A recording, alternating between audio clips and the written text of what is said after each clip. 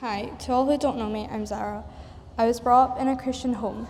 My parents read the Bible and prayed every night with me, as well as going to church every Sunday. When I was around the age of 5, I remember telling my dad that I wanted to ask Jesus into my life. He sat me down on my bed and he showed me how to ask Jesus to become a part of my life. I prayed and asked Jesus to come into my life.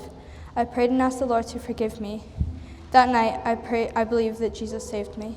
During my primary school years, I was eager to tell people about my faith and how amazing heaven is. I loved going to church and worshiping God, praying to Him and spending time with Him, until I started high school. That's when I started to follow the crowd and was really embarrassed to talk about my faith or for people to even know that I was a Christian. I started struggling with mental health problems and anxiety. I remember constantly feeling like I was alone and that God was the last thing on my mind, until I remember telling Jade after I had spoken to my parents. She took me out for ice cream and walks and made me feel less alone.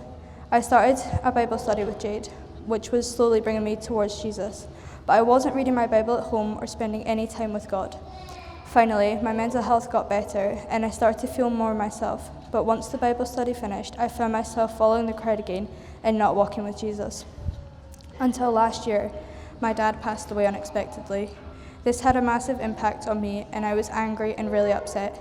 People constantly told me my life was going to get better and everything would be okay, but I didn't believe them whatsoever. I felt even more alone and I started to drift away from my family and started hating going to church, being surrounded by people who told me everything was going to be okay. Well, that was until this one verse kept coming up everywhere. This verse was Psalm 121, verse 1, which says, "I lift my eyes to the hills. Where does my help come from? My help comes from the Lord who made the heavens and the earth." I started seeing this verse everywhere. It was in the back of Musselburgh Baptist Church, on a fridge magnet on someone's fridge, a daily verse on our table and on my phone.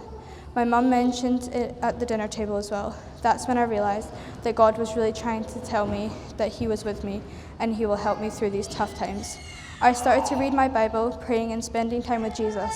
I finally felt at peace with what had happened, although I was still sad. I was no longer angry with God because I believed that He has a plan for me. January passed and an extremely close family friend died unexpectedly, which was such a shock and was really upsetting because Rory was a part of our family. This time, when I got angry or mad, I kept remembering Jeremiah 29:11, which says, "For I know the plans I have for you, declares the Lord, plans to prosper you and not to harm you, plans to give you a hope and a future." I know that Jesus has a plan for me and for you. So I'm so thankful to be here today to take my next steps. I believe that Jesus has saved me by dying on the cross for my sins and that He is with me every day, even though I'm not perfect. And He can save anyone who prays and asks Jesus to forgive you and let Him into your life.